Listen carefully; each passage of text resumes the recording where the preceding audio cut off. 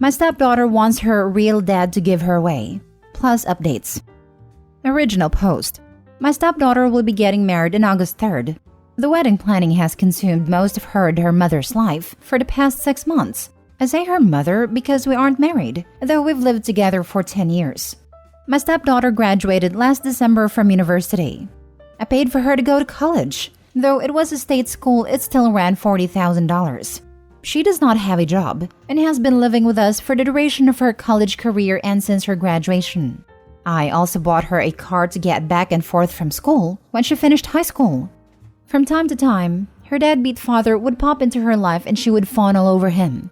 Although he has not contributed a cent to her education or paid any child support, she still loves him and wants him in her life, though that is my girlfriend's fault as child support was not part of the settlement.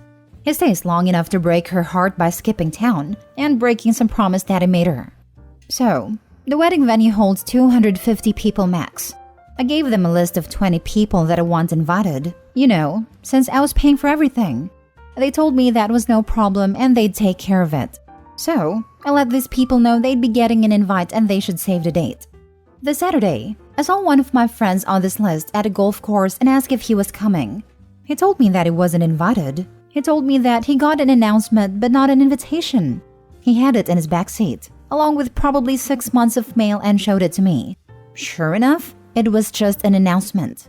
And my name was nowhere on it.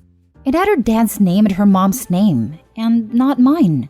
This led to a pretty big fight with my girlfriend, as I found out that none of my list of 20 made a cut for the final guest list, because 250 people is very tight. I was angry, but not a hell of a lot I could do, because the important people in my life had already been offended. My girlfriend said if some people didn't RSVP yes, I might be able to get a couple people in. But that is an ultimate slap in the face in my opinion. So, I was boiling on Saturday. Yesterday, we had a Sunday dinner with the future in-laws family and us, and a surprise guest, the real dad. At this little dinner, my stepdaughter announced that her real dad was going to be able to make it to her wedding, and that now he'd be able to give her away. This was greeted with a chorus of, "Oh, how great," and "how wonderfuls." I don't think I ever felt so angry and so disrespected. I was shaking. I took a few seconds to gather my composure, because I honestly wasn't sure if I would cry or start throwing punches or both. Once I was sure I'd be able to speak, I got up from my chair and said I'd like to make a toast. I can't remember exactly what I said, but the gist of it was this: I'd like to make a toast. The sound of spoons against glasses ring in my ears. It has been my great pleasure to be part of this family for the past 10 years. Aw, how sweet. At this point in my life, I feel I owe a debt of gratitude to bride and groom, because they have opened my eyes to something very important. Confident smiles exchanged. They have showed me that my position in this family is not what I once thought it was. And now a glimmer of confusion and shock begins to spread on the faces in the room. Though I once thought of myself as the patriarch or godfather of the family, commanding great respect and sought out for help in times of need, it seems instead that I hold the position of an ATM. Good for a stream of money, but not much else. As I have been replaced as host, both on the invitations and in the ceremony, I am resigning my financial duties as host to my successor, a real dad. So cheers to the happy couple and the path they have chosen. I finished my drink and said, "You all can let yourselves out." Is this selfish? Am I supposed to shell out 40 to 50 grand for a wedding that I can't invite anyone to? That I'm not a part of? I'm so done with this crap. I'm done with my stepdaughter. I'm done with my girlfriend. I transferred the money out of our joint account last night. She has not had a job since she moved in with me. This morning, I called all the vendors I had written checks to for deposits to refund my money. At present, it looks like I'll lose around $1,500 for the venue, but the other vendors have been great about refunding. Now for the top comments before reading the updates. Sir, I respect the stance you have taken and find it disgusting that you would be treated this way after 10 years. The best of luck to you. Ah, catharsis. Seriously, OP, come back in a week and let us know. I swelled with pride listening to how you stood up for yourself. Finally, a good word spoken. Never let others determine your value. I applaud you. This, after 10 years of some sentimental security, if we can call it that, and investment, It takes a great deal of courage for a man to stand his ground and clearly, not passive-aggressively, refuse to take any part of it. It would be totally understandable if they had given even just a small consideration to your wishes. But to leeches like these, just shake them off your back, man. I would have been even angrier. You paid for her college. You were going to pay for her wedding.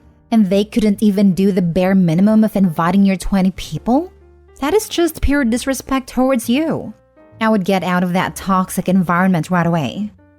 I can't believe the mother would do this and allow it.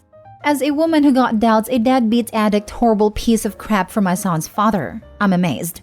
I found a great guy who has been there for us. If my son acted like this, I would put him in his place. Real dad or not, this guy has been there day in and out. She could have even opted for both of them to walk her down the aisle.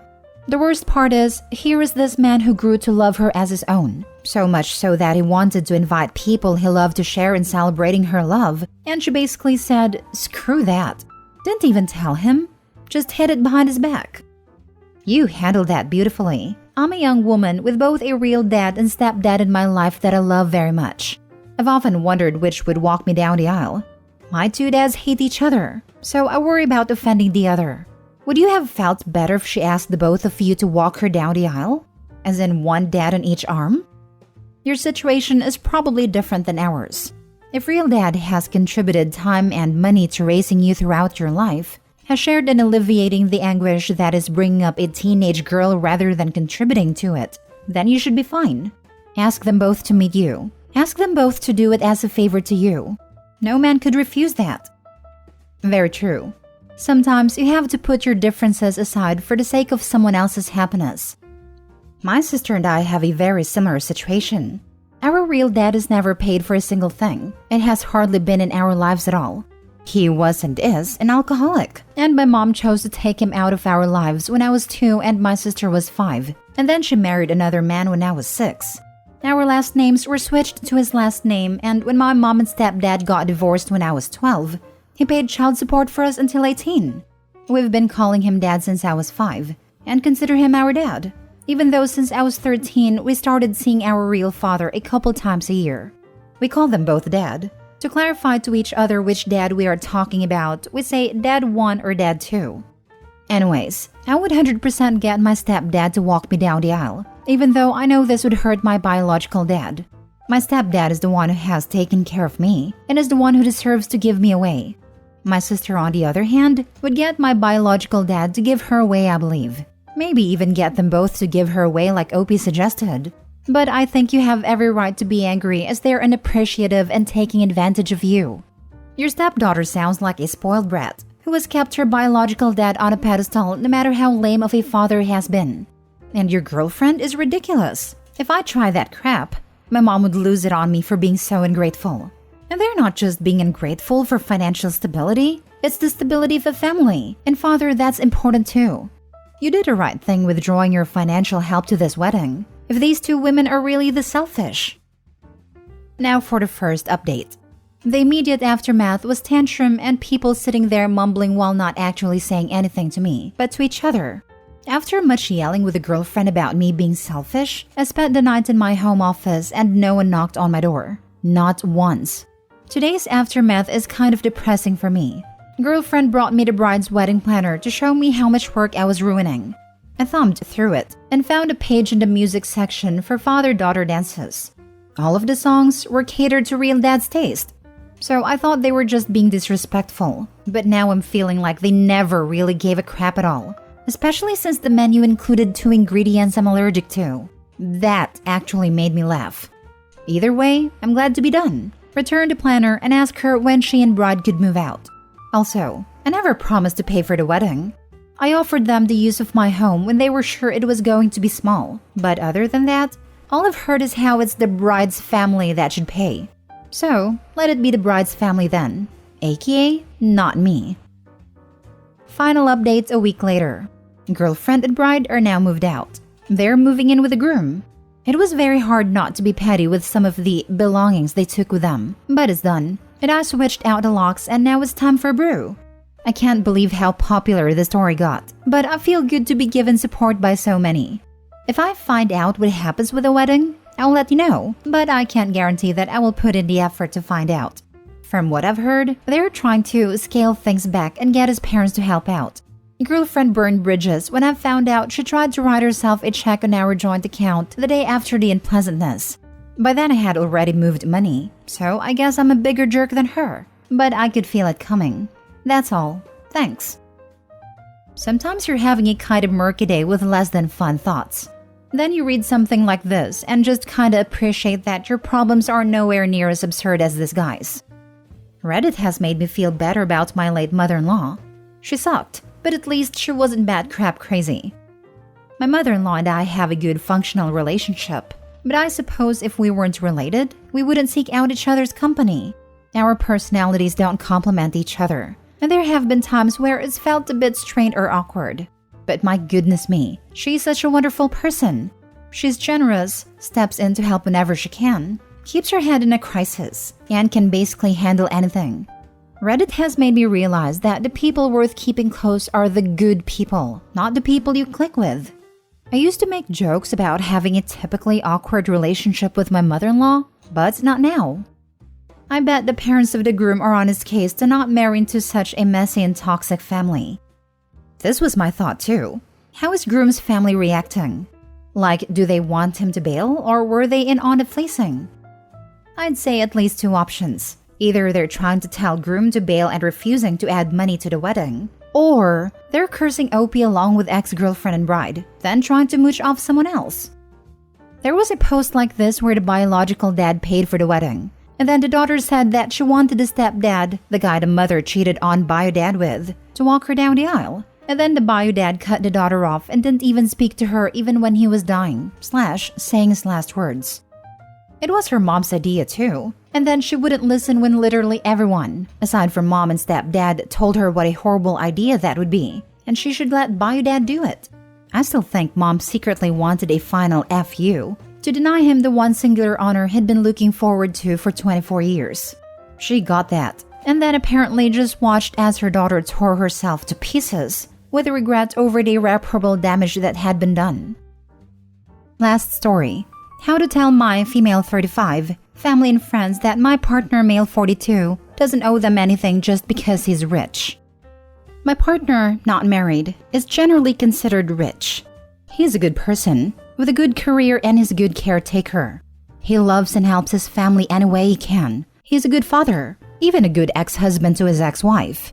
We met when he was going through some dark times. I helped him get through many things and overcome some dark behaviors. For this reason, he feels thankful to me. So he spoils me, not only with love but with things too. For instance, I had a really bad accident. So he bought me a 6-figure car, which I didn't ask for, but he did it anyway. He takes me on trips 3 times a year, one with his family, one with friends, and one just the two of us.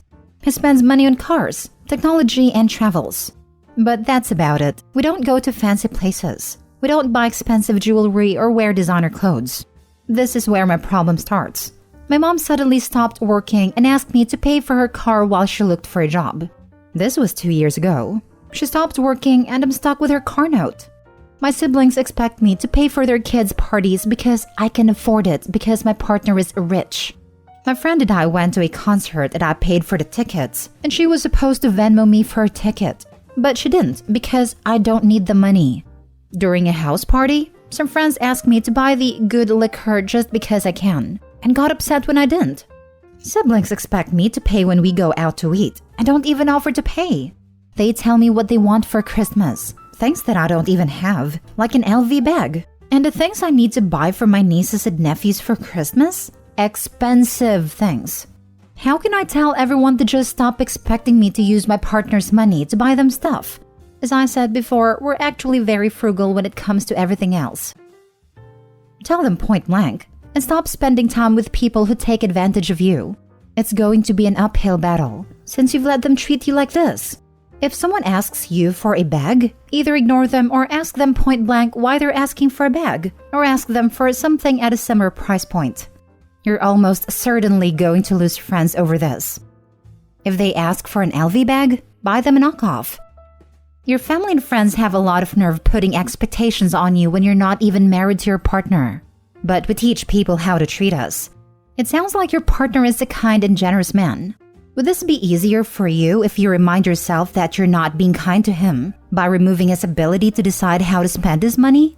Realistically, it's going to be hard to draw these boundaries at first. You may want to enlist your partner to back you up.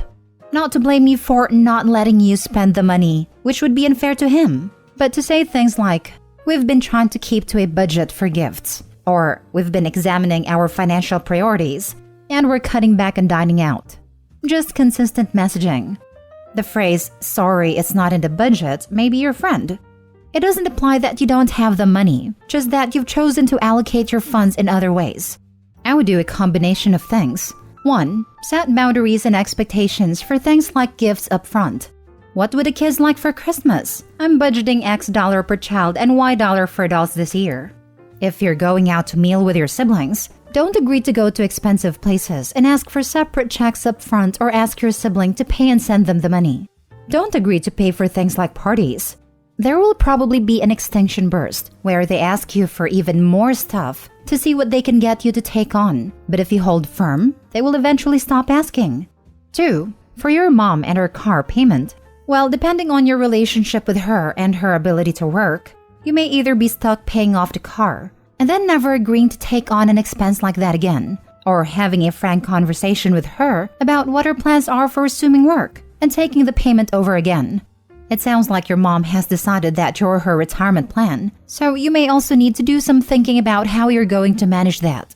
If you want, you can redirect the money for expensive gifts and stuff into educational funds for the kids in your family, so that you're still using your resources to benefit the family, but you're not setting expectations for material goods.